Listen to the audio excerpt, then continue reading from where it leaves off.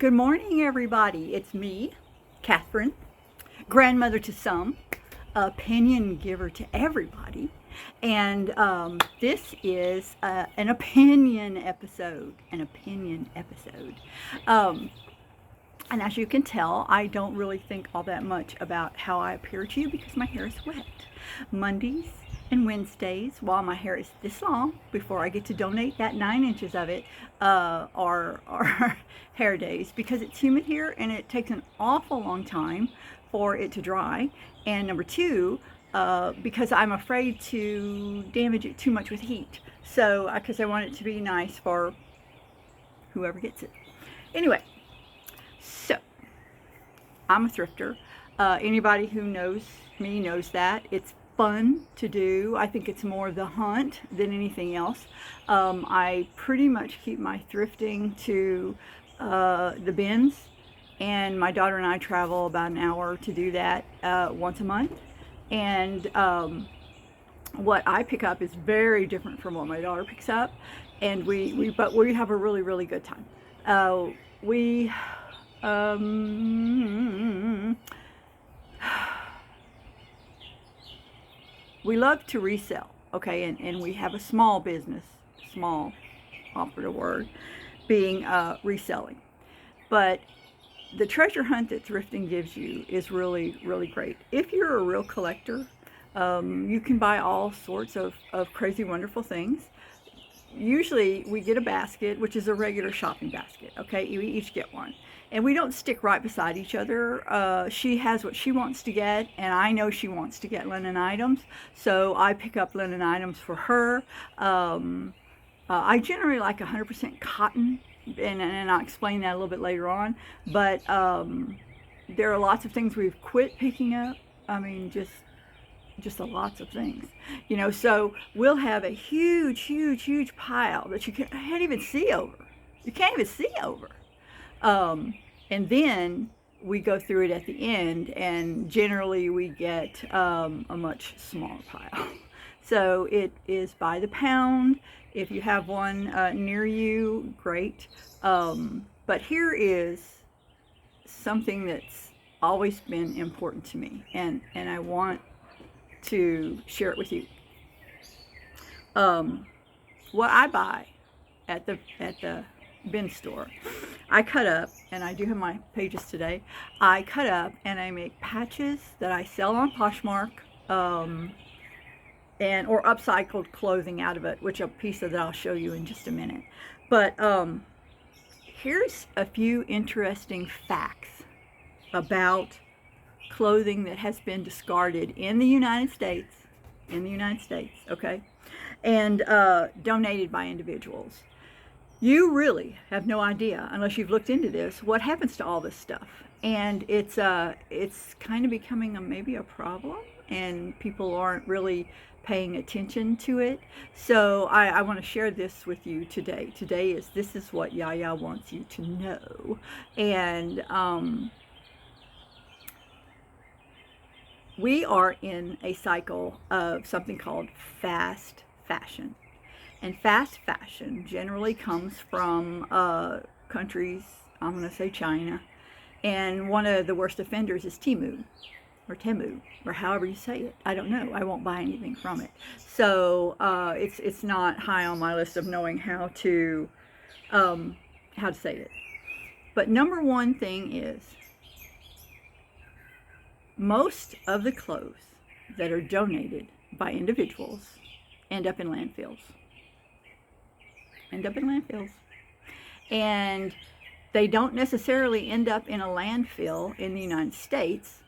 The United States then ships it to some country via huge barges, and it ends up in landfills there. Now, when did I first become aware of this? Quite a while ago.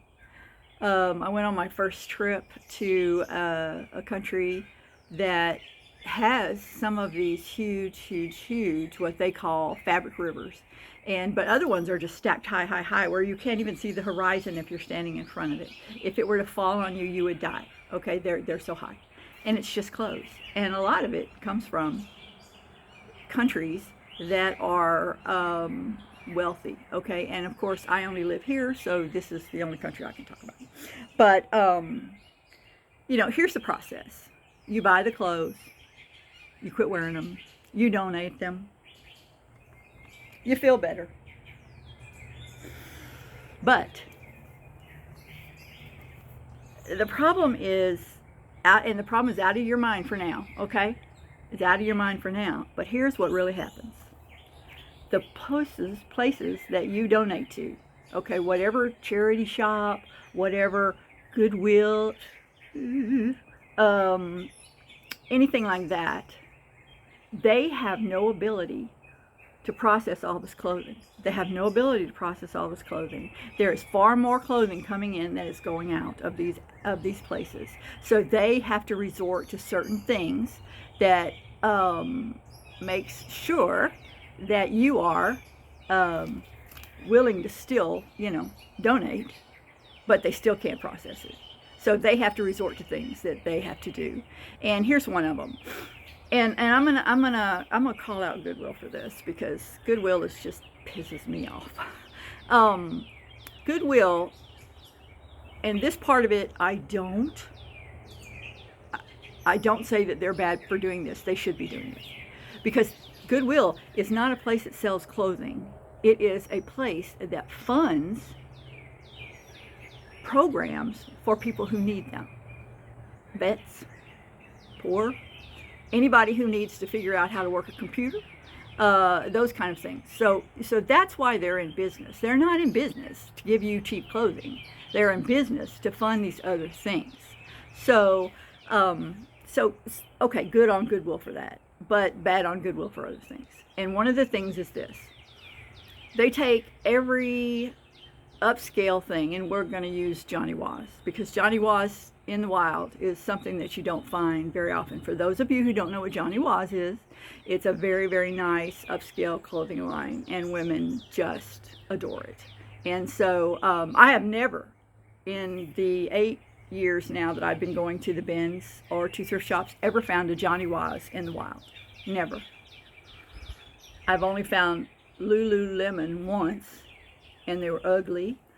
So ugly I wouldn't have bought them, which I'm pretty sure that's why they were at the Goodwill there, in Orlando, as a matter of fact. So now I've been to bins here in Texas, almost every one in Houston so far. There's a new one out in maybe Cypress or Humble, somewhere that I haven't been to yet.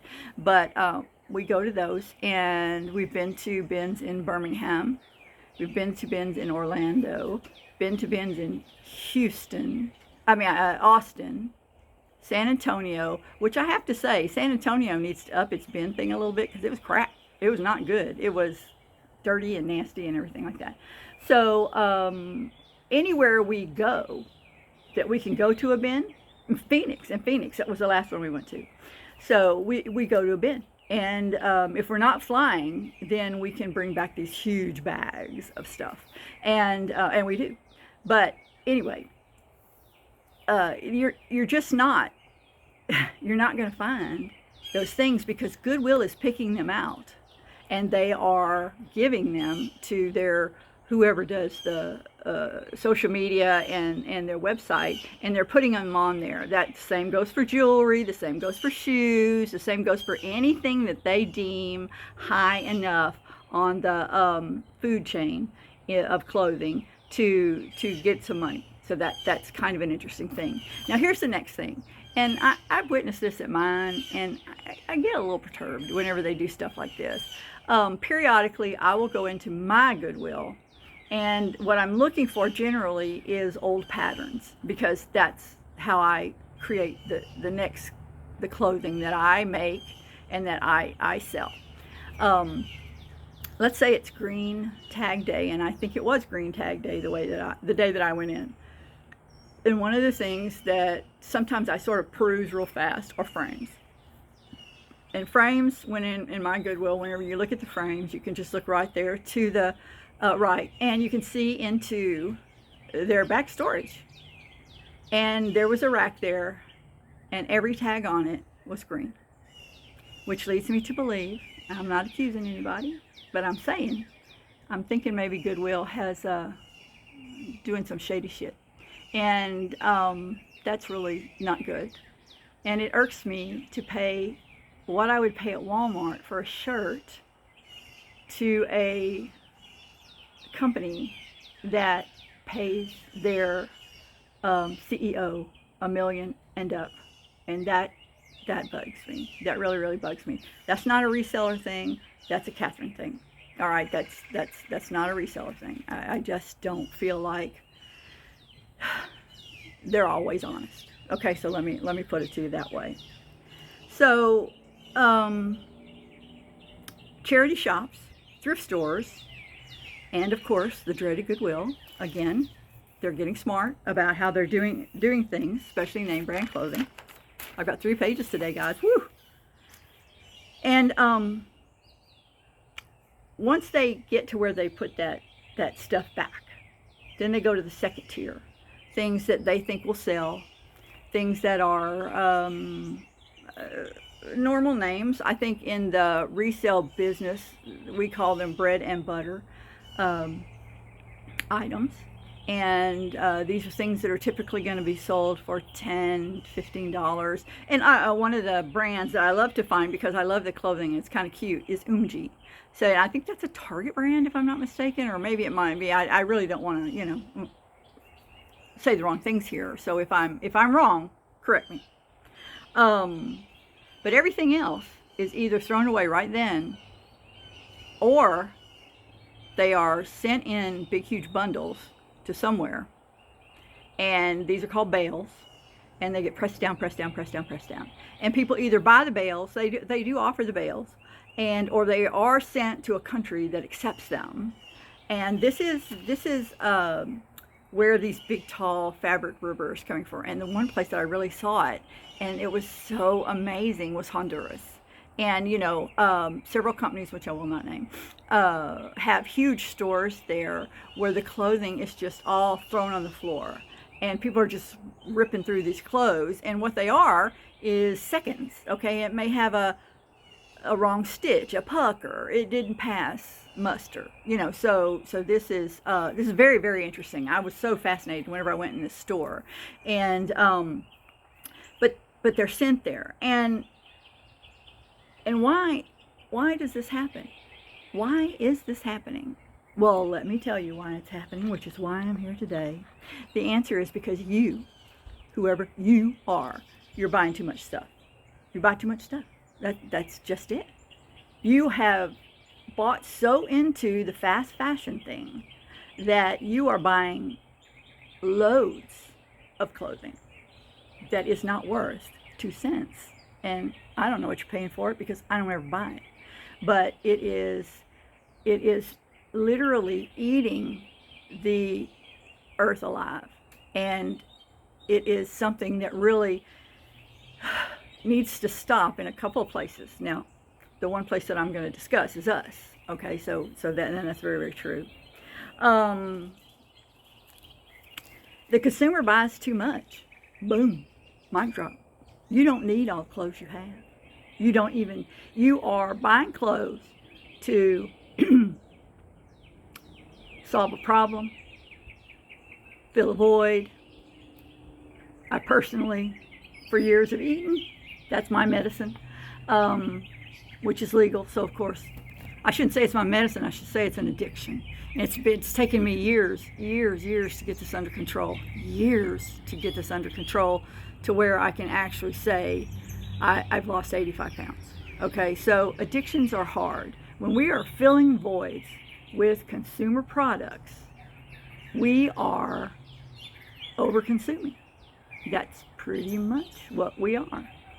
So you really need to think the next time, how many pairs of shoes do I have in my closet? And do I really need all these shoes? And shouldn't I give some of these shoes to somebody? Or what should I do with the shoes? And the answer is, don't buy any more darn shoes. But we're human, and we have needs, wants, whatever. And I'm not going to get into the head space of this, because I just have an opinion. Okay, I am not qualified to tell you what to do. But it's overconsumption and oversupply. Now, my grandmother had a way of doing things. Now, of course, this was a woman who lived through the Depression. She's been gone long time. My mother is 91, so I'm 70, so that tells you that my grandmother was way back in there. But anyway, one day I looked in her closet, and I don't even know why I was in there. I mean, I think she had sent me there for something, and I said, Grandma, you don't have any clothes. And she said, I do have clothes. Now, this is a woman who never wore pants a day in her life. Never wore pants. She said, I have one clean and hanging in the closet, one that might be in the laundry, and one that is on my body. Now, that went everywhere across what she had. So, one dress hanging, one in the laundry, maybe. I mean, she didn't do that much to get that dirty. And then one that was on her. That went for bras, that went for panties, that went for socks. I think she wore stockings, so. So these are the things that we have lost in our American adventure, that we don't need all the stuff that we have. Now, don't get me wrong. If you're a maximalist, you go right ahead on, because that's your right. But for me, especially now at 70, overconsumption on my part is really beginning to bother me. It's really beginning to bother me. Most days you're going to see me in one of 3 white t-shirts and one of 2 pairs of black leggings. As I go through my day, in the garden, in the house, while I'm house cleaning, and I have these things because I can get them dirty, and it won't matter because I'm not going to be wearing them somewhere else. So that's another thing right there. And in my closet, and I only have a closet, not a walk-in closet, a closet that is about 5 foot long, maybe, and in there I have made sure that my clothing is following my grandmother's rules. Now, I do have a few more items than my grandmother had, and let me tell you why. Because I got them whenever I was probably buying a little too much, and I love them so much that I cannot give them up. And 2 of them are dresses that I bought in Mexico, oh wow, long time ago, and probably 20 years ago. And they are still in perfect condition. I wear them in the spring. They're all white. They have an embroidered bodice that's all white, and they're just perfect for doing so many things. Every time I wear one, somebody catches me who I don't even know and says, hey, where'd you get that dress? And so it's very interesting that those are the pieces of clothing that people like the most. Okay, so and it's, if one were to have a hole, or they were to have a rip or something like that, they're still hanging strong because the fabric was so good. I would use a Japanese type of mending called, and I think I'm saying this right, guys, shoshiko, where you just up and down, up and down, up and down, up and down, up and down, up and down, up and down, up and down, up and down, or you do it in a circle, so that the piece that you are fixing has become, now has a tiny little artistic flair to it that wasn't there before. So what I'm doing, in essence, is patching the clothing. Okay, it's patching the clothing. And to me, that is something that we have lost. For anybody watching this, and they watch the series that I do for my grandchildren, and you need a needle, or pack of needles, and you need some white thread and some black thread, maybe blue, and you need to keep that in your box of what Yaya tells you to put in your box, and so that you are able to patch things. All right. Now me, I make whole clothes out of old sheets. I take used overalls, and if they're ratty tatty, that doesn't matter to me because I'm going to cover that. I'm going to, matter of fact, pretty much when I go to the bins, I look for the ratty tattiest thing that I can find. And is it soft? Is it going to be comfortable for the person to put it on? And that is kind of what I check out. So I'm going to show you now. Here, let me see. I'm kind of sitting on them. Okay. So these are pajama pants, but I love them. They are so cool and easy to wear. But here is one of the things that I've done. This is a fabric that I got at Walmart. And, you know, you can get those $1.47, I think they're called fat quarters. So anyway, and I got that, and I did them all over here with the same fabric. And I chose it because it was pink. And believe it or not, in my big, huge stash of fabrics, I did not have anything that was kind of going to go with this. So we've got some interesting little things here. But the ends of them, this is vintage lace. This already had a ruffle on it. And this vintage lace right here. And you can see it had some interest to it. Let me get up closer to the...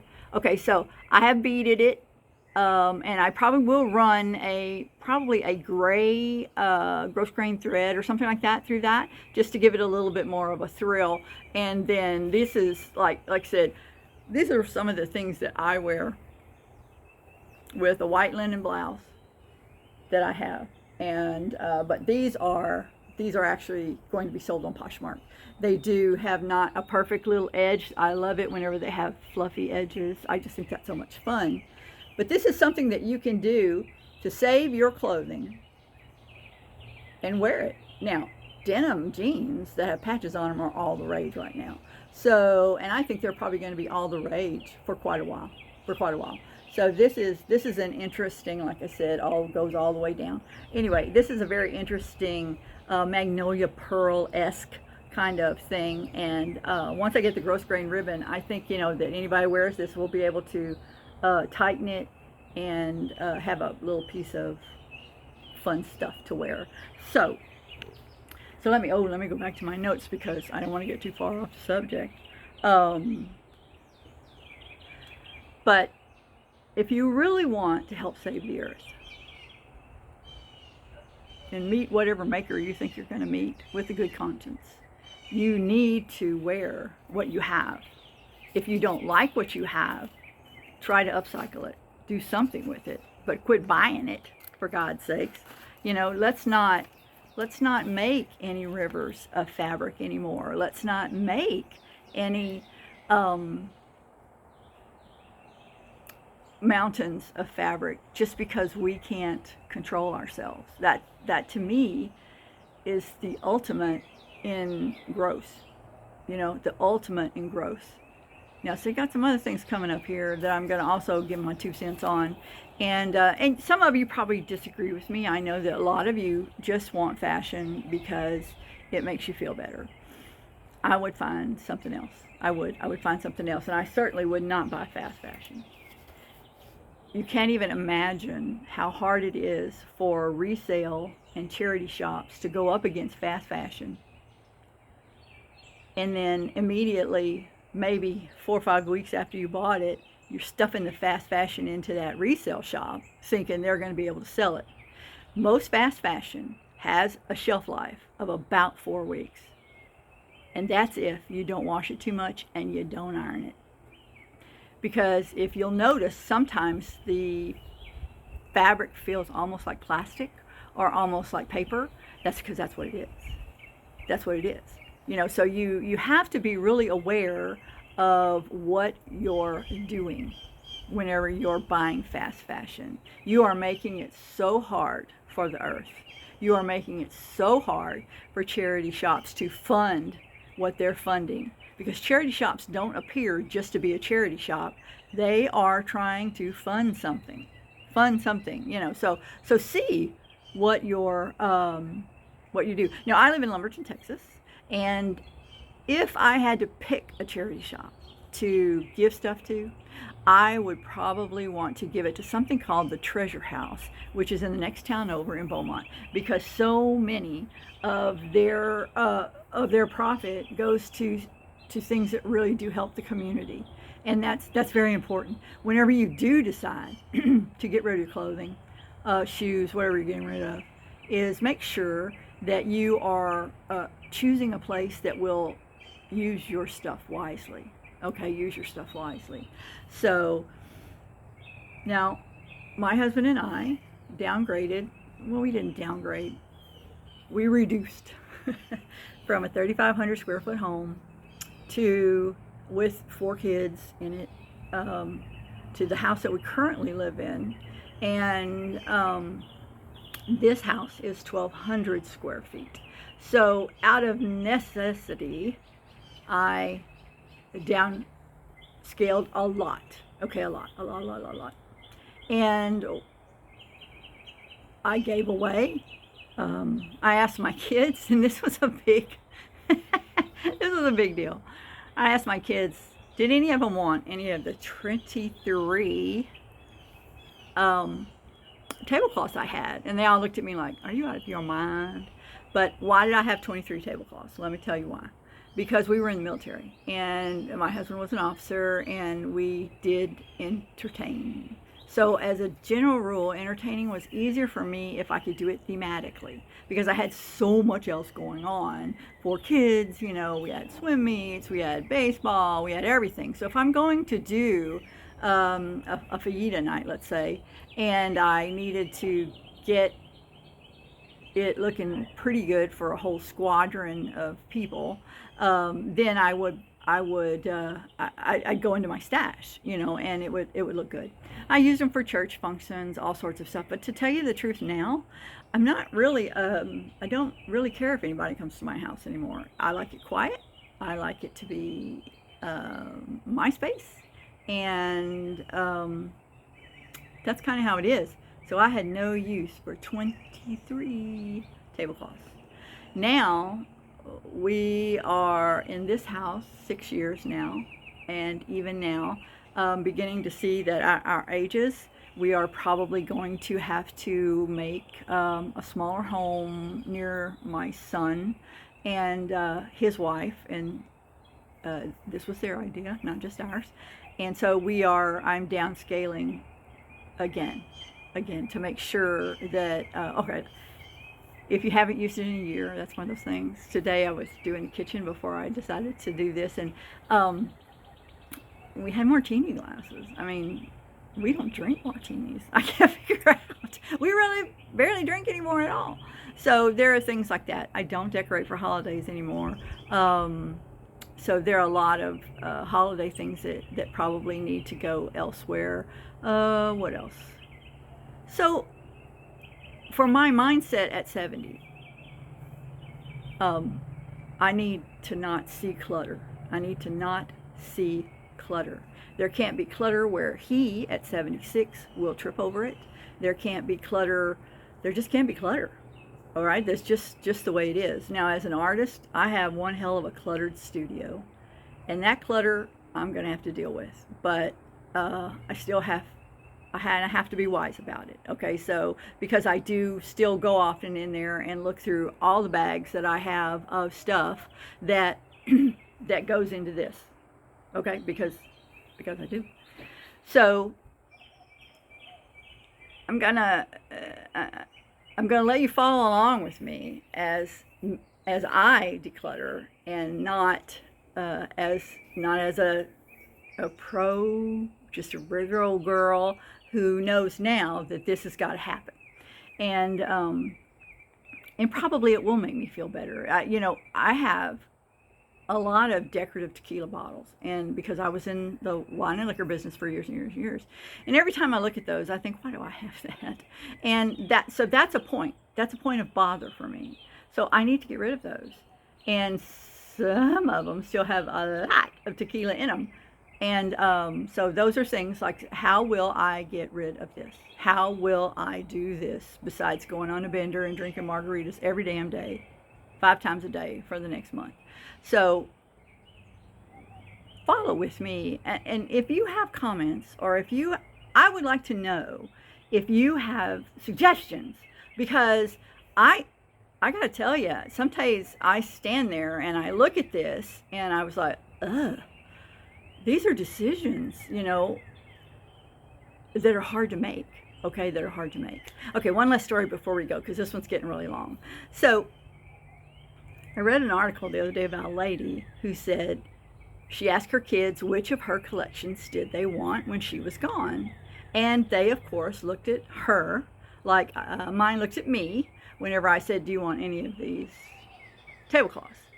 So she opened up her own antique store, and she said she found a teeny little space, and and I'm pretty sure it must have been a booth, so like at one of these malls, and she just started selling the stuff. And I thought, wow, that's wise. That's very, very wise. Now, I'm not an antique person. I don't have antique furniture. My furniture we bought a gazillion years ago. We still have the same furniture that we bought whenever we first got married, and maybe added a few things. But for the most part, none of it has any value to it, so there won't be that issue whenever I finally go. And it's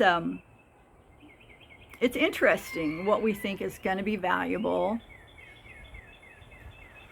I don't know, those lovely little plush puppies or whatever everybody thought was going to be valuable. A lot of people all thought, I got to have a set of McDonald's